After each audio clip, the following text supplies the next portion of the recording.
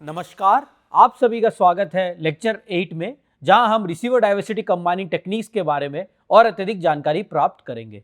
मैं हूं professor Vivek Ashok Bohra, professor and head department of electronics and communication engineering, IIIT Delhi से। चलिए आरंभ करते हैं आज का लेक्चर। तो जैसे हमने लास्ट लेक्चर में पढ़ा था कि रेलिक फीडिंग या कोई भी फीडिंग की बात करें, रीसियन फीडिंग, नाकागामी फीडिंग, वो जनरली वायरलेस चैनल को काफ़ी हद तक डिग्रेड कर देती है। उसकी वजह से काफ़ी हद तक आपके जो बिट रेट परफॉर्मेंस हो जाए या तो आउटेज हो जाए, उसमें काफ़ी डिग्रेडेशन आ जाता है और उसकी वजह से हमें कुछ ना कुछ कंपनसेशन टेक्निक या कुछ एलिवेशन टेक्निक का प्रयोग करना पड़ेगा ताकि आपकी जो बिट रेट परफॉर्मेंस है कुछ रीजनेबल वैल्यू तक आ जाए।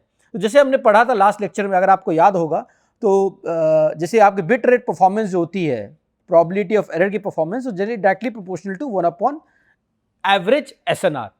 तो एवरेज एसएनआर के इसका मतलब ये है कि जो आपकी जो अगर आपका एसएनआर बढ़ता है, ईबी बाय एनओ की बात करें या तो फिर ईएस बाय एनओ की बात करें, ये अगर आपकी के की वैल्यू 2 से ज़्यादा है या के की वैल्यू इसमें 1 है तब ये होती है, और के की वैल्यू अगर 2 से ज़्यादा है तो ईएस बाय एन0 का उपयोग करते हैं। तो प्रोबेबिलिटी ऑफ एरर की बात करूं मैं, तो अगर आप देखोगे तो ये probability of error linearly very होता है, probability of error linearly very होता है। तो और अगर मैं इस प्लॉट को एडब्ल्यूजीएन कर्व से प्लॉट करूं, अगर probability of error additive white Gaussian noise channel के मुकाबले कंपेयर करूं, तो additive white Gaussian noise channel जो हमने पढ़ा था उसका जो कर्व होता है जनरली वाटरफॉल कर्व होता है, वो काफ़ी स्टीपली डिक्रीज होता है with small increase in EB by NO. और जो आपकी फेडिंग की कर्व होती है, वो धीरे धीरे वो काफ़ी ग्रेजुअली डिक्रीज होती है, अनलाइक आपकी एडब्ल्यूजीएन कर्व के मुकाबले। तो इसकी वजह से जो आपका फीडिंग की वजह से आपको काफ़ी हद तक ज़्यादा ईबी बाय एनओ या ईएस बाय एनओ का प्रयोग करना पड़ता है अगर आपको same probability of error performance चाहिए जो आपको एडब्ल्यूजीएन चैनल में मिल रही थी। इसका एग्जांपल हमने देखा लास्ट लेक्चर में भी।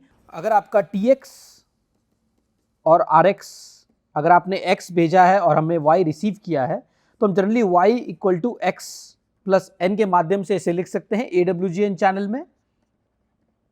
और अगर आपका वायरलेस चैनल है विथ स्लो फ्लैट फीडिंग, तो हम इसे generally h y equal to h x plus n के माध्यम से लिख सकते हैं। और h की जो वैल्यू होती है generally beta e to power j theta. Beta जो होता है वो चैनल एटेन्यूएशन या चैनल गेन कहते हैं, और थीटा जो होता है वो जनरली फेज शिफ्ट होता है, जिसे जनरली हम कभी अगर हम h को गॉसियन एज्यूम करें सेंट्रल लिमिट थ्योरम के माध्यम से जो हमने पहले पढ़ा है, तो बीटा हो जाएगा रेलेक फीडिंग और थीटा हो जाएगा यूनिफॉर्म डिस्ट्रीब्यूशन। तो इसकी वजह से जो होता है वायरलेस चैनल में ये फीडिंग की वजह से, अगर ये एच गॉसियन है और अगर बीटा रेलेक है, तो जनरली रेलेक फीडिंग के चैनल के माध्यम से जाना जाता है। तो रेलेक फीडिंग हमने देखा था लास्ट टाइम परफॉर्मेंस। अगर रेलेक फीडिंग की वजह से आपका जो जनरली अगर आपका थ्रेशोल्ड वैल्यू और आपका जो डिजायर्ड वैल्यू, थ्रेशोल्ड वैल्यू और जो डिजायर्ड वैल्यू सेम है, तो रेलेक फीडिंग काफ़ी हद तक आपके receive signal to noise ratio को का डिग्रेडेशन हो जाता है। उसकी वजह से बिट रेट परफॉर्मेंस काफ़ी हद तक बढ़ जाती है, बढ़ जाती है। तो इसे एलिवेट करने का हमने एक बहुत आसान तरीका लास्ट लेक्चर में जो पढ़ा था, multi independent paths between transmitter and the receiver. तो हमने पढ़ा था कि अगर ट्रांसमीटर है आपका और रिसीवर है, और ट्रांसमीटर और रिसीवर के बीच में एक पाथ के अलावा अगर मल्टीपल पाथ्स है, multiple paths in the sense, अगर रिसीवर में समझिए आपके मल्टीपल एंटीनाज लोकेटेड है और ईच एंटीना एक इंडिपेंडेंट पाथ सिग्नल रिसीव कर रहा है ट्रांसमीटर से, तो अगर ये पाथ भी ब्लॉक हुआ तो हम ये सिग्नल इस पाथ से रिसीव कर सकते हैं या इस पाथ से भी रिसीव कर सकते हैं। सिमिलरली अगर ये पाथ भी ब्लॉक हुआ तो आप ये सिग्नल इस पाथ से भी रिसीव कर सकते हैं। तो इसे हम बोलते हैं डाइवर्सिटी। अगर आपके पास एक से ज़्यादा पाथ है ट्रांसमीटर रिसीवर के बीच में और ये सब पाथ इंडिपेंडेंट है एक विथ ईच अदर, तो हम इसे बोलते हैं there is a diversity order of 3। अगर आपके 3 इंडिपेंडेंट पाथ्स हैं तो हम इसे बोलते हैं डाइवर्सिटी ऑर्डर ऑफ 3। अगर आपके 2 इंडिपेंडेंट पाथ हैं हम इसे बोलते हैं डाइवर्सिटी ऑर्डर ऑफ 2। अगर आपके कोई भी इंडिपेंडेंट पाथ नहीं है तो हम इसे बोलते हैं डाइवर्सिटी ऑर्डर ऑफ 1, क्योंकि आपके पास एक ही पाथ है ट्रांसमीटर रिसीवर के बीच में। अगर वो पाथ ब्लॉक हो जाएगा तो आपके रिसीवर पे कोई सिग्नल रिसीव नहीं होगा। तो हमने लास्ट टाइम ये सब पढ़ा था और हमने देखा था कि एक सिंपल एग्जांपल देखा था हम लोगों ने बाइनरी एंटीपोडल सिग्नल का, जहां हमने देखा कि अगर आप एक एडिशनल पाथ लगा देते हो तो आपकी जो बिट एरर प्रोबेबिलिटी है, जो बिट एरर इररेड्यूसिबल फ्लोर की जो प्रोबेबिलिटी है वो 10 टाइम्स कम हो जाती है। और उसके अलावा अगर 2 पाथ लगा देते हैं तो हम 100 टाइम्स बिट एरर प्रोबेबिलिटी कम कर सकते हैं। तो डाइवर्सिटी एक पावरफुल टूल है जिसकी वजह से आप जो इम्पैक्ट होता है रेलेक फीडिंग का या रीसियन फीडिंग का या नाकागामी फीडिंग का और कोई तरह के भी फीडिंग का, उसको आप एलिविएट कर सकते हो और रिसीवर की कम्युनिकेशन परफॉर्मेंस काफ़ी हद तक इम्प्रूव कर सकते हैं। तो चलिए हम इसके बारे में और अत्यधिक जानकारी कुछ नेक्स्ट लेक्चर्स में, नेक्स्ट स्लाइड्स में लगाएंगे। तो वाई डाइवर्सिटी? तो डाइवर्सिटी के लिए मैंने काफ़ी हद तक आपको ऑलरेडी मोटिवेट कर दिया है कि डाइवर्सिटी की वजह से बेसिकली आपके एक से ज़्यादा पाथ्स होंगे, तो अगर एक भी पाथ ट्रांसमीटर रिसीवर के बीच में ब्लॉक हो जाएगा तो आप दूसरे या तीसरे या चौथे पाथ से भी आप सिग्नल भेज सकते हैं। तो इसे बोलते हैं डाइवर्सिटी। तो जैसे मैंने बताया कि अगर आपका TX है और RX है और TX और RX के बीच में अगर हम एज्यूम करें सिंगल पाथ है तो इसे बोलेंगे डाइवर्सिटी ऑर्डर ऑफ 1। अगर ये पाथ ब्लॉक हो जाएगा तो कोई कम्युनिकेशन पॉसिबल नहीं है ट्रांसमीटर और रिसीवर के बीच में। और अगर हम ये मानते हैं कि ट्रांसमीटर रिसीवर के बीच में एक और पाथ है तो इसे बोलते हैं डाइवर्सिटी ऑर्डर ऑफ 2।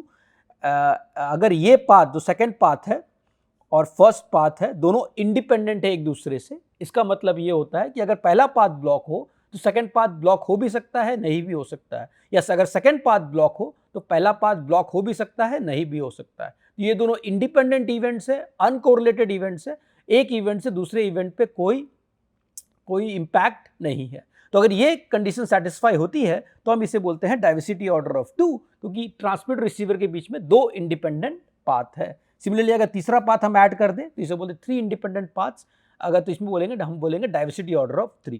तो डाइवर्सिटी एक बहुत ही पावरफुल टूल है आपकी कम्युनिकेशन सिस्टम परफॉर्मेंस को इंप्रूव करने के लिए। तो ये ग्राफ हमने पहले भी देखा है BPSK के लिए, अगर आपको याद होगा लास्ट लेक्चर में जहां हमने पढ़ा था कि अगर आपकी रेलेक फीडिंग है तो जो आपकी परफॉर्मेंस होती है प्रोबेबिलिटी ऑफ एरर BPSK की वो 1/4 SNR को हमने एवरेज SNR EB/NO के टर्म्स में डिनोट किया था और हम इसे इस फॉर्म में भी लिख सकते हैं जहां हमने एज्यूम किया था चैनल गेन जो होती है एवरेज चैनल गेन वो 1 है। तो इसको अगर यहाँ पर सब्स्टिट्यूट करें हम SNR को, एवरेज SNR को, तो हम ये प्लॉट ऑब्टेन कर सकते हैं BPSK के लिए। सिमिलरली अगर हम BPSK की कंपैरिजन AWGN चैनल में करें तो AWGN में इसका रिजल्ट इस तरह से कुछ दिखता है, जैसे हमने पहले देखा था कि वो कुछ वाटरफॉल कर्व टाइप का जो एक्सपोनेंशियली डिक्रीज हो रहा है और फीडिंग में ये ग्रेजुअली डिक्रीज हो रहा है। तो ये गैप काफ़ी बड़ा है। अगर मैं कंपेयर करूँ सिर्फ 10⁻⁴ परफॉर्मेंस में, अगर मुझे 10⁻⁴ परफॉर्मेंस चाहिए तो AWGN चैनल में BPSK में आपको करीब 7 से 8 dB SNR की जरूरत पड़ेगी और वही सेम फीडिंग चैनल में आपको करीब 32 dB SNR की जरूरत पड़ेगी।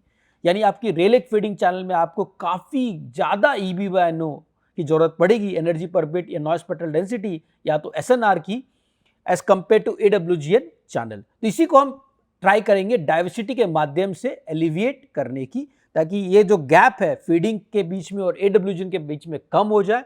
और हम एक ये भी सिनारियो देखेंगे, अगर आप नंबर ऑफ डाइवर्सिटी पाथ बढ़ाते जाओगे, जैसे हमने यहाँ देखा, यहाँ 3 इंडिपेंडेंट पाथ से अगर 4 ऐड किए, 5 ऐड किए, 6 ऐड किए, अगर 6 या 7 से ज़्यादा इंडिपेंडेंट पाथ्स ऐड किए तो इसकी परफॉर्मेंस जो होती है वो डाइवर्सिटी की परफॉर्मेंस AWGN चैनल के परफॉर्मेंस से भी बेहतर कर सकते हैं। तो जैसे मैंने बताया, diversity is a way to protect against deep fades. अगर डीप फीड में जहां आपकी सिग्नल कंप्लीटली ब्लॉक हो जाएगी, providing more than 1 resolvable paths between that fade independently. यानी आप जब एक से ज़्यादा पाथ आप प्रदान करते हैं, देते हैं, तो बेसिकली उससे क्या होता है कि आपके जो रिसीवर में परफॉर्मेंस काफ़ी इंप्रूव हो जाती है। Diversity helps in reducing the depth and duration of small scale fades. तो डाइवर्सिटी आपकी जो डेप्थ और ड्यूरेशन, जो आपकी अगर बहुत हद तक आपकी जो पाथ है वो डीप फेड में है, उसकी वजह से कोई कम्युनिकेशन पॉसिबल नहीं है। अगर आपने एक एडिशनल पाथ ऐड कर दिया ट्रांसमीटर रिसीवर के बीच में, तो ये जो हैम्पर हो रहा था कम्युनिकेशन डीप फेड की वजह से और लंबे ड्यूरेशन की वजह से, वो आप एलिविएट कर सकते हैं डाइवर्सिटी के माध्यम से। चलिए आगे देखते हैं। तो मोटिवेशन ऑफ डाइवर्सिटी टेक्निक्स। तो जैसे मैंने बताया कि create multiple channels of branches that have uncorrelated feeding. जैसे हमने बताया कि अगर दो पाथ्स आप ऐड किए, दोनों अनकोरिलेटेड और इंडिपेंडेंट है, तो ऑब्वियसली बात है अगर पहला वाला फीड हो रहा है तो हो सकता है दूसरा वाला फीड ना हो, अगर दूसरा वाला फीड हो रहा है तो पहला वाला फीड ना हो। ये तभी काम करेगा जब दोनों पाथ अनकोरिलेटेड है या इंडिपेंडेंट है। तो इसका एग्जांपल अगर मैं देता हूं तो पहला एग्जांपल देखो, अगर दो पाथ्स है लेकिन दोनों पाथ, ट्रांसमीटर है और रिसीवर है और इसमें दो पाथ है, लेकिन दोनों पाथ अगर कोरिलेटेड है तो ये इसमें आपको कोई डाइवर्सिटी गेन नहीं मिल सकता है। इसका मतलब ये होगा कि अगर पहला पाथ भी ब्लॉक है तो दूसरा पाथ भी ब्लॉक होगा। तो इसकी वजह से अगर पहला पाथ में अगर आप सिग्नल भेज रहे हो वो ब्लॉक है तो दूसरा पाथ में भी सिग्नल भेजने का कोई मतलब नहीं है, क्योंकि वो भी आपकी ब्लॉक होगी। तो जैसा पहला एग्जाम्पल में देखा हमने, पहला एग्जाम्पल में इसमें जब कोरिलेटेड फीडिंग है यानी दोनों पाथ्स काफी हद तक कोरिलेटेड है, सामान्य है, सेम है, तो अगर पहले पाथ में फीडिंग हो रही है तो दूसरे पाथ में भी फीडिंग होगी। इसकी वजह से आपको कोई डाइवर्सिटी एडवांटेज नहीं मिलेगा। वही चीज अगर मैं सेकंड फिगर में कंपेयर करूं जहां हमने एज्यूम किया है कि ट्रांसमीटर और रिसीवर के बीच में जो दोनों पाथ है दोनों अनकोरिलेटेड है, इंडिपेंडेंट है, तो अगर आप देखोगे रेड वाला पाथ अगर मैं एज्यूम करूं कि पाथ 1 है और जो ब्लैक वाला पाथ है वो मैं एज्यूम करूं कि पाथ 2 है, तो पहला पाथ अगर फेड में है उसकी पावर काफी कम है तो ब्लैक वाले की पावर ज्यादा है। सिमिलरली अगर ब्लैक वाला फीड में है तो रेड वाले की पावर ज़्यादा है। तो दोनों में से कोई भी एक पाथ का प्रयोग कर सकता हूं अपने सिग्नल को भेजने के लिए, ताकि मुझे सबसे ज़्यादा गेन मिले इस चैनल के माध्यम से। तो इसमें मुझे मिलेगा डाइवर्सिटी ऑर्डर ऑफ 2, क्योंकि दोनों पाथ इंडिपेंडेंट है और इसकी वजह से अगर एक पाथ ब्लॉक है तो मैं दूसरे पाथ का प्रयोग करके सिग्नल को भेज सकता हूं ट्रांसमीटर से रिसीवर तक। इसका एग्जाम्पल आप डेली सामान्य जीवन में भी महसूस करेंगे। अगर आपको यहाँ से कहीं रेलवे स्टेशन जाना है, अगर एक पाथ में कंजेशन है तो आप जनरली आप दूसरा पाथ लेते हो ताकि आपको कंजेशन अवॉइड कर सको और आप जल्दी स्टेशन या एयरपोर्ट पहुँच सके। तो मोटिवेशन ऑफ डाइवर्सिटी टेक्निक तो हमने देखा है, जैसे हमने पढ़ा कि आपकी जो प्रोबेबिलिटी ऑफ एरर होती है वो जनरली डायरेक्टली प्रोपोर्शनल टू 1/एवरेज एसएनआर है। तो अगर आपका एसएनआर बढ़ेगा तो प्रोबेबिलिटी ऑफ एरर कम होगा, लेकिन ग्रेजुअली कम होगा। ये जनरली कर्व जो हमने देखा वो टिपिकली इस तरह का कर्व फॉलो करता है। और हमने ये भी देखा था कि अगर आप एक से ज़्यादा पाथ ऐड कर देते हो तो इसकी वजह से हम क्या ऑब्जर्व कर सकते हैं। अगर समझिए m इंडिपेंडेंट पाथ्स है, जैसे आपके tx, मैं यहाँ इसको डिनोट करता हूँ, अगर आपका tx और rx में m इंडिपेंडेंट पाथ्स है, मतलब 1 2 m इंडिपेंडेंट पाथ्स है, तो जनरली आपका जो प्रोबेबिलिटी ऑफ एरर होगा, क्योंकि ये m इंडिपेंडेंट पाथ्स है, तो इसको बेसिकली अगर पहले पाथ का प्रोबेबिलिटी ऑफ एरर p है और दूसरे पाथ का भी प्रोबेबिलिटी ऑफ एरर p है, सब पाथ्स का अगर प्रोबेबिलिटी ऑफ एरर सेम है, p है, तो इसका ये प्रोबेबिलिटी कि सब पाथ एक साथ एरर में रहेंगे उसकी प्रोबेबिलिटी ऑफ एरर p⁻m हो जाएगी, क्योंकि सब पाथ्स इंडिपेंडेंट है। तो ये जनरल प्रोबेबिलिटी के थ्योरम के हिसाब से हम प्रूफ कर सकते हैं कि अगर सब पाथ्स इंडिपेंडेंट है, अगर एक पाथ की प्रोबेबिलिटी ऑफ एरर p है तो सब पाथ्स की प्रोबेबिलिटी ऑफ एरर इस तरह से सब पाथ्स की जो ये है प्रोबेबिलिटी है कि वो एक साथ एरर में रहेंगी वो p⁻m है। तो ये इस तरह से मैं ये दिखाया है। तो इसकी वजह से हम ये देख सकते हैं कि अगर आपके जैसे आप नंबर ऑफ पाथ्स ऐड करते रहोगे तो आपकी प्रोबेबिलिटी ऑफ एरर काफ़ी हद तक कम हो जाएगी। और उसकी वजह से हम ये भी दिखा सकते हैं कि एज अ रफ रूल आपकी probability of error will be equal to 1/t⁻m। तो जैसे आप m नंबर ऑफ पाथ्स बढ़ाते जाओगे, आपकी जो टोटल प्रोबेबिलिटी ऑफ एरर है इन स्लो फ्लैट फीडिंग वो काफ़ी हद तक कम हो जाएगी। जस्ट एक एग्जांपल देता हूं मैं, जैसे आप नंबर ऑफ पाथ्स बढ़ाओगे, ये अगर m = 1 के लिए हम जब एज्यूम कर रहे हैं ट्रांसमीटर रिसीवर के बीच में सिर्फ सिंगल पाथ है, फिर अगर m = 2 कर देंगे तो ये परफॉर्मेंस थोड़ी इंप्रूव हो जाएगी, m = 3 करेंगे तो ये और इंप्रूव होगी, m = 4 करेंगे तो ये और इंप्रूव होगी। तो जैसे m की वैल्यू हम बढ़ाएंगे ये परफॉर्मेंस और इंप्रूव होगी। इसका एग्जाम्पल हम जब आगे डाइवर्सिटी कंबाइनिंग टेक्निक्स देखेंगे तो और अच्छे से समझ में आएगा हमको। तो इसका बस कहने का मतलब यही है कि जैसे आप number of independent paths transmitter receiver के बीच में बढ़ाएंगे आपकी परफॉर्मेंस इंप्रूव होगी, आपकी प्रोबेबिलिटी ऑफ एरर कम होते जाएगी। सो देयर आर जनरली दो तरह के डाइवर्सिटी टेक्निक्स होते हैं, एक मैक्रोस्कोपिक डाइवर्सिटी और एक microscopic diversity. Macroscopic diversity generally large scale feeding और लॉन्ग टर्म फीडिंग को अवॉइड करने के लिए यूज होते हैं। लार्ज स्केल फीड जो हमने पढ़ा था, पाथ लॉस या तो शैडोइंग के इम्पैक्ट को कम करने के लिए उपयोग होता है। पर माइक्रोस्कोपिक डाइवर्सिटी जो होती है वो स्मॉल स्केल फीडिंग को कम करने के लिए उपयोग होती है। तो microscopic diversity is a powerful technique to improve coverage, link quality and capacity in cellular system. तो माइक्रोस्कोपिक डाइवर्सिटी के जैसे मैंने बताया, वो लार्ज स्केल फीडिंग या शैडोइंग को एलिविएट करने के लिए जनरली यूज होता है। उसमें हम generally coordinated multi point access technique का यूज करते हैं, जहां पर बेस स्टेशन आपस में बात करते हैं और उसकी वजह से दो बेस स्टेशन से आप सेम मोबाइल नेटवर्क में सिग्नल रिसीव कर सकते हैं और उसकी वजह से आपका परफॉर्मेंस ऑटोमेटिकली इंप्रूव हो जाता है। तो इससे आप जो लार्ज स्केल फीडिंग लॉसेस होती हैं, पाथ लॉस होती है, शैडोइंग की वजह से जो लॉस होती है, समझिए एक बेस स्टेशन से आपका सिग्नल ब्लॉक हो गया है तो आप दूसरे बेस स्टेशन से सिग्नल रिसीव कर सकते हैं, ताकि आपकी कंटिन्यूटी, कम्युनिकेशन में कंटिन्यूटी मेंटेन रहे।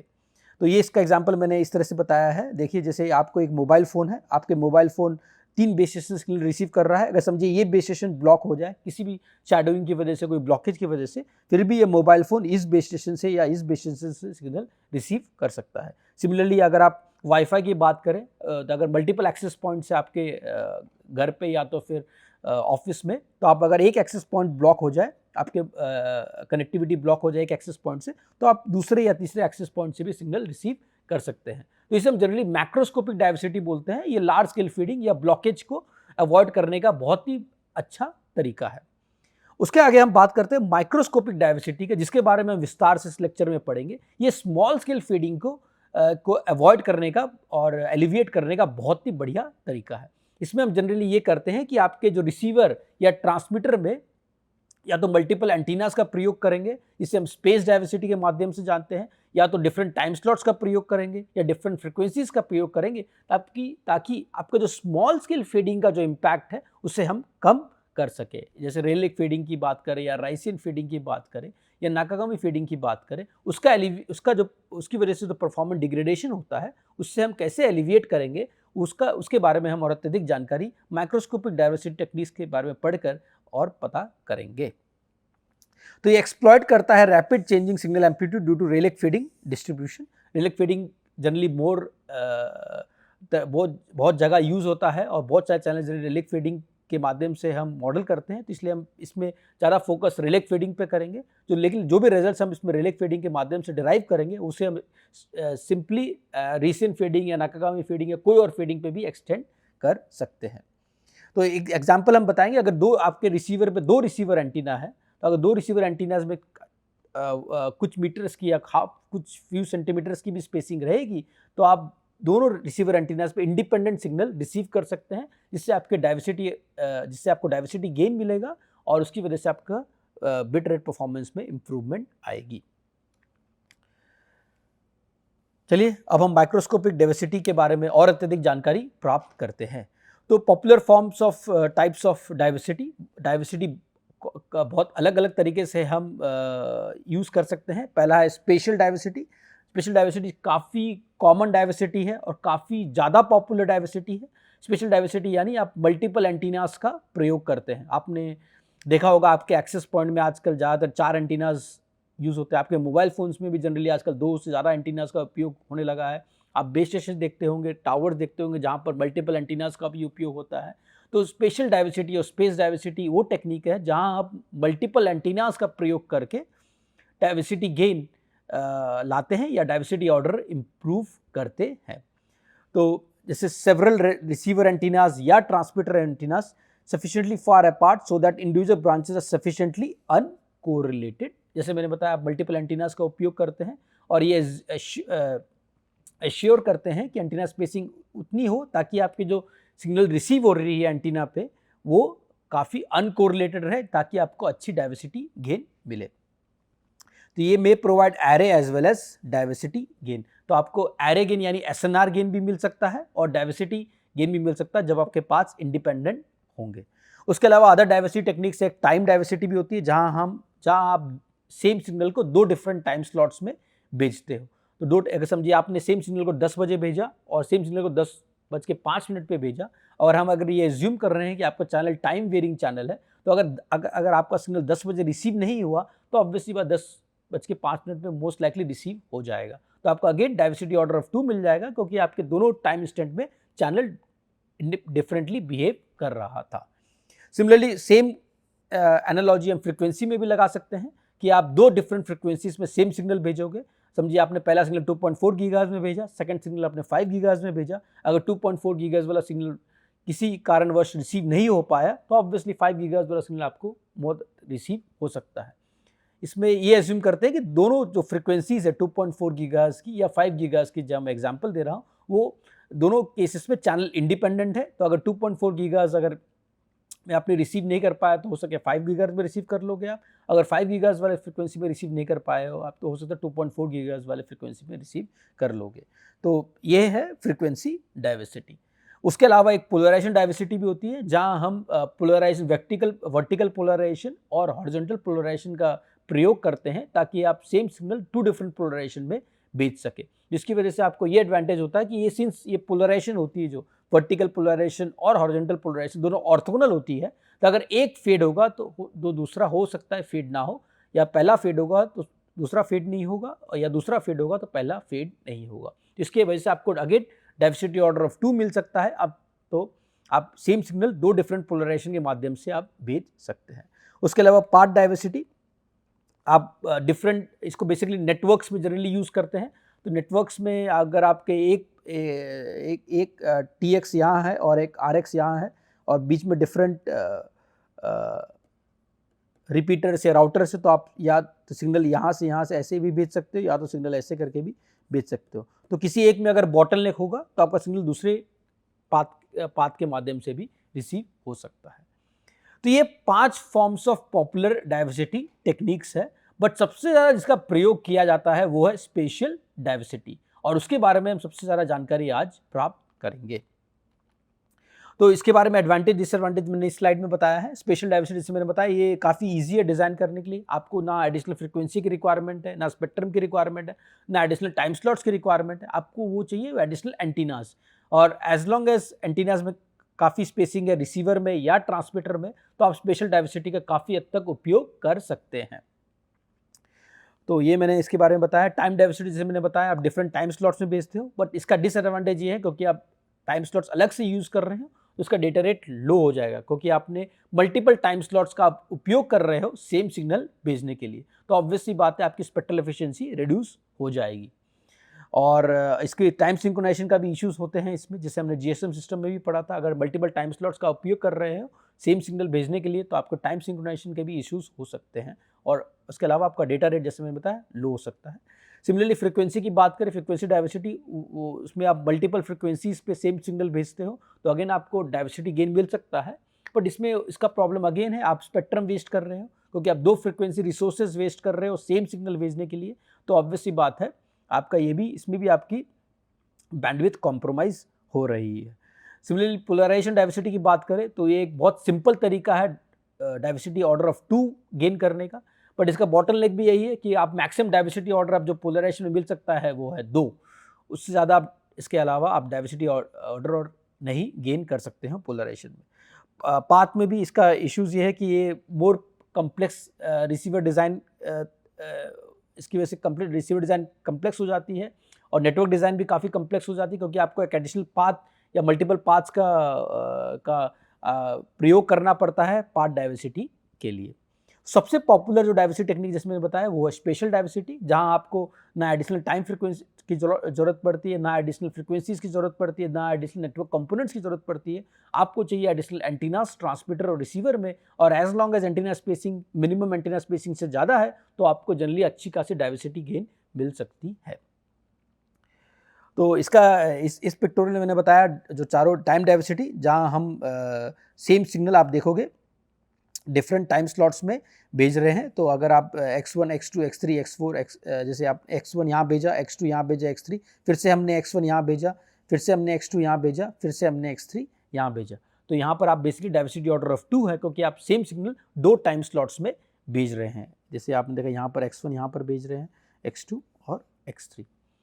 तो इसकी वजह से अगर x1 पहले स्लॉट में, अगर ये T1 अगर मैं बोलूँ इसको और ये T4 बोलूँ, अगर T1 में किसी वजह से अगर सिग्नल रिसीव नहीं हो पाया तो T4 में हो सकता है आपका सिग्नल रिसीव हो जाए, तो आपको बेसिकली आपको एक रेप्लिका सिग्नल की मिल जाएगी, ये डाइवर्सिटी ऑर्डर ऑफ 2 के बेसिस पे। सिमिलरली अगर आप देखोगे फ्रीक्वेंसी वाले में, तो सेम आपकी आप x1 यहाँ पर भेज रहे हो, f1 में समझो f1 फ्रीक्वेंसी में, x2 f2 फ्रीक्वेंसी में, x3 f4 फ्रीक्वेंसी में फिर से।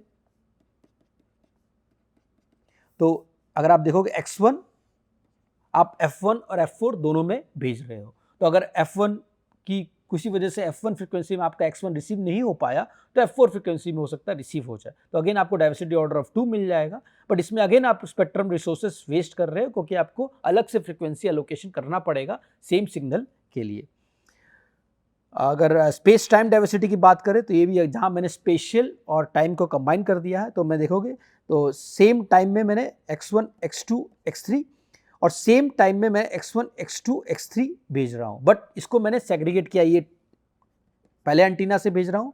अगर मैं इसको एंटीना, ये पहले एंटीना से भेज रहा हूँ, इसको मैं अगर A1 बोल दूँ और ये सेकेंड एंटीना से भेज रहा हूँ, तो आप देखो कि सेम टाइम में मैं दोनों सिग्नल भेज रहा हूँ बट दोनों अलग अलग एंटीना से, तो इसकी वजह से मुझे स्पेशल डाइवर्सिटी 2 मिल जाएगी। सेम चीज़ यहाँ पर देखोगे सेम फ्रीक्वेंसी में x1 और x1 भेज रहा हूँ और x2 भी सेम फ्रीक्वेंसी में भेज रहा हूँ, x3 भी सेम फ्रीक्वेंसी में भेज रहा हूँ, तो मैं बेसिकली इसमें भी डाइवर्सिटी ऑर्डर ऑफ 2 मिल रहा है मेरे को, बट इसमें without any additional spectrum resources, क्योंकि मैं ये भेज रहा हूँ समझिए एंटीना 1 से और ये भेज रहा हूँ एंटीना 2 से, या एंटीना 1 से रिसीव कर रहा हूँ, एंटीना 2 से भी रिसीव कर रहा हूँ, तो डिपेंडिंग करता है अगर मैं मल्टीपल एंटीना ट्रांसमीटर में लगाया हूँ कि रिसीवर पे लगाया हूँ, मुझे स्पेशल डाइवर्सिटी मिल जाएगी। तो ये तो अगर आप C और D में गौर से देखोगे तो आपको स्पेशल डाइवर्सिटी मिल रही है बिना एडिशनल टाइम या फ्रीक्वेंसी रिसोर्सेज के। आपको ना एडिशनल टाइम स्लॉट्स की जरूरत पड़ रही है, ना एडिशनल फ्रीक्वेंसी की जरूरत पड़ रही है,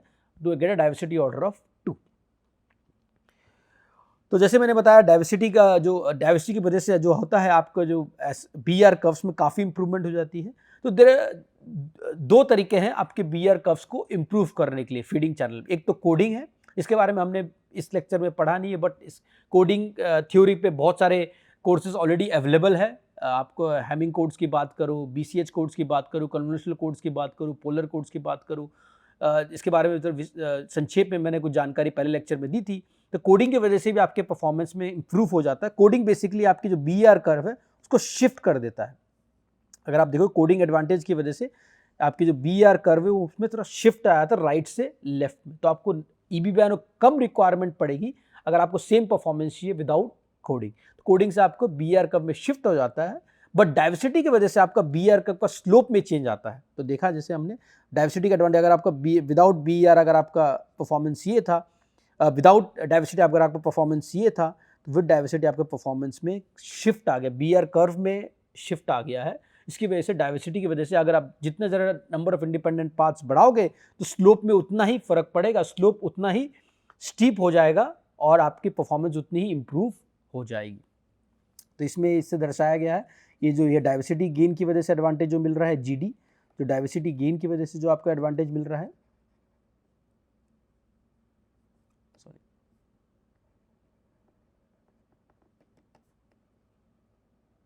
और GC जो है वो है कोडिंग गेन की वजह से जो आपको एडवांटेज मिल रहा है।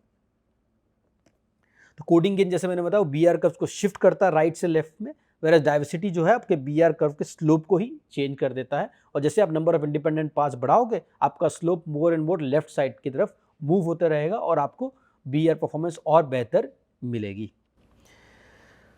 तो डेफिनेशन ऑफ डाइवर्सिटी तो मैंने इसके बारे में ऑलरेडी आपको बता चुका है कि टिपिकली BR कर्व जो, अगर मैं इसकी बात करूँ अगर बिना डाइवर्सिटी की, तो आपकी जो परफॉर्मेंस होती है Q फंक्शन ऑफ EB/NO होती है, और विद डाइवर्सिटी जैसे आप नंबर ऑफ पाथ्स बढ़ाओगे तो आपके BR कर्व में एक स्लोप आ जाता है जो आपके परफॉर्मेंस इंप्रूव कर देता है।